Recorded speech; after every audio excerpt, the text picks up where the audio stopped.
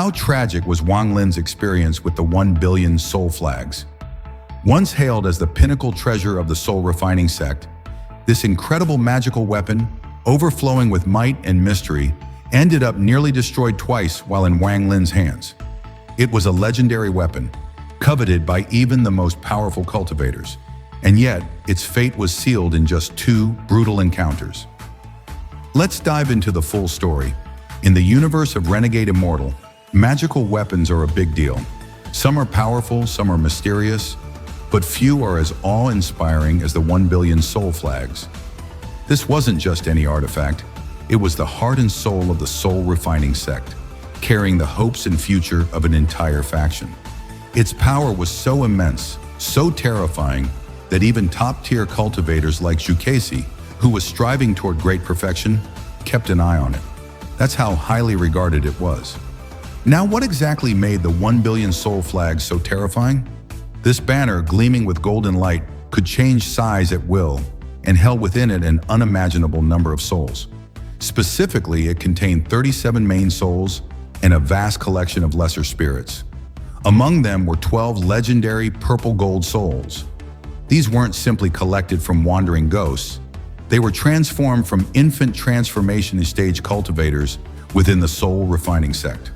These were monks who had chosen to sacrifice their very souls before death, offering themselves willingly to the sect's sacred weapon.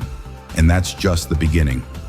Beyond those 12, there were hundreds of souls from powerful transformation stage cultivators and countless more from the nascent soul stage. Together, they formed a terrifying force. These souls could merge, amplifying their strength exponentially. When 500 million souls were fused, they gave birth to 13 incredibly strong main souls, each one at the late stage of infant transformation. And when these 13 main souls combined again, they could create soul entities at the very peak of that stage, capable of turning the tide in any battle. One of the most mysterious souls among them, the 4th soul, was so powerful that, on its own, it could threaten top-level cultivators. When combined with others, it could pose a fatal threat to even the strongest late-stage experts. This is the level of power we're talking about. This weapon was so mighty that even Duntian Patriarch, who himself was only in the late infant transformation stage, dared to challenge the terrifying Zhukaisi because he wielded the 1 billion soul flags. That kind of confidence doesn't come lightly. Within the ranks of magical weapons across Zhukai Star, the banner was unquestionably one of the elite. And yet, in Wang Lin's hands, it suffered an almost cursed fate. Wang Lin's connection to the banner began when Duntian Patriarch entrusted it to him. The old patriarch saw incredible potential in Wang Lin. He knew his own time was running out, and he feared the Soul Refining Sect would vanish with him. So he chose Wang Lin to inherit the sect's most powerful treasure, hoping that this young cultivator could revive the sect and carry on its legacy. At first, the banner was everything Wang Lin could have hoped for. It proved to be an incredible asset in his early adventures. One of the most memorable moments came when he infiltrated the immortal relics. At the time, he wasn't strong enough to face enemies head-on, especially not the 7-leaf spellcasters, formidable foes roughly equivalent to powerful infant transformation stage cultivators. But with the banner, everything changed. Wang Lin merged 500 million souls inside the flag, forming more than a dozen powerful main souls. These fused into a throne stage soul entity, an overwhelming force that he used to sweep through the immortal relics. He destroyed many 8-leaf spellcasters and cleared away powerful enemies with ease, gaining fame and respect in the process. The 1 billion soul flags were key to this success. However, this success was short-lived.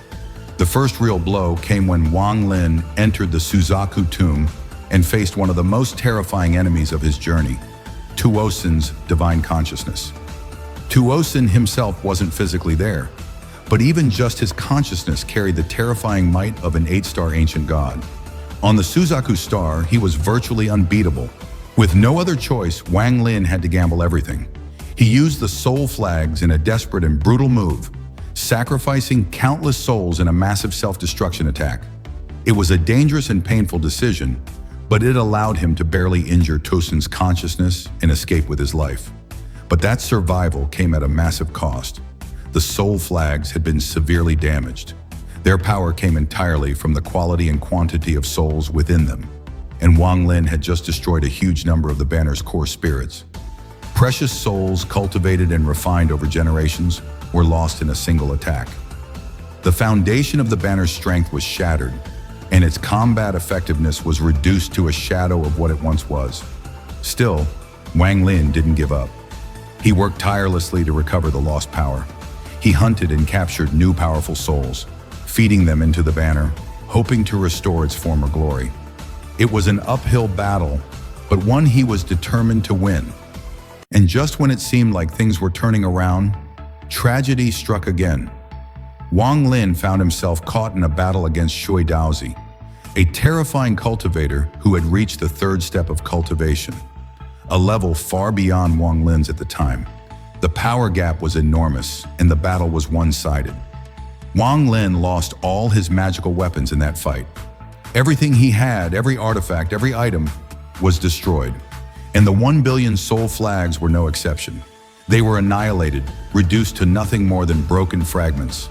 The pride of the Soul Refining Sect, the banner that had once stood among the strongest magical tools in existence, was gone, completely scrapped. To think that such a legendary treasure was destroyed after just 2 critical uses, it's a heartbreaking fall from grace. What once symbolized dominance and fear had become nothing but ashes of memory. But this is Wang Lin we're talking about. He wasn't the type to stay down. Later in his journey, after achieving the mid-stage of the Void Spirit Realm, Wang Lin found a way to restore the banner using the mysterious and powerful Void Gate. Not only did he repair it, he made it even stronger than before. The 1 billion soul flags returned, fiercer than ever. Yet by that point, everything had changed. Wang Lin himself had grown beyond what he once was. He had reached a level where even the mighty 1 billion soul flags were no longer essential to his power. The weapon that had once defined his battles had become more of a symbol, an echo of the past, a reminder of the struggles he had endured. He no longer relied on it to carve his path through the world. The days when he used it to slay enemies and conquer challenges were over. The banner remained not as a tool of war, but as a piece of his legacy. In the end, the story of the 1 billion soul flags isn't just about a weapon. It's a reflection of Wang Lin's own journey, his rise, his setbacks, his determination, and his evolution into a true cultivator who no longer needed even the strongest weapons to stand tall. And that, perhaps, is the most fitting legacy for such a legendary treasure. And that's the story of Wang Lin and the legendary 1 billion soul flags. A weapon born in glory, broken in battle, and finally reborn, only to become a symbol of his past. If you enjoyed this deep dive into Renegade Immortal, don't forget to like, subscribe, and turn on the notification bell so you never miss out on more epic stories and character breakdowns. Got thoughts about Wang Lin's journey? Do you think the 1 billion soul flags deserved a better fate? Drop your opinions in the comments below. I'd love to hear what you think. Thanks for watching, and I'll see you in the next one.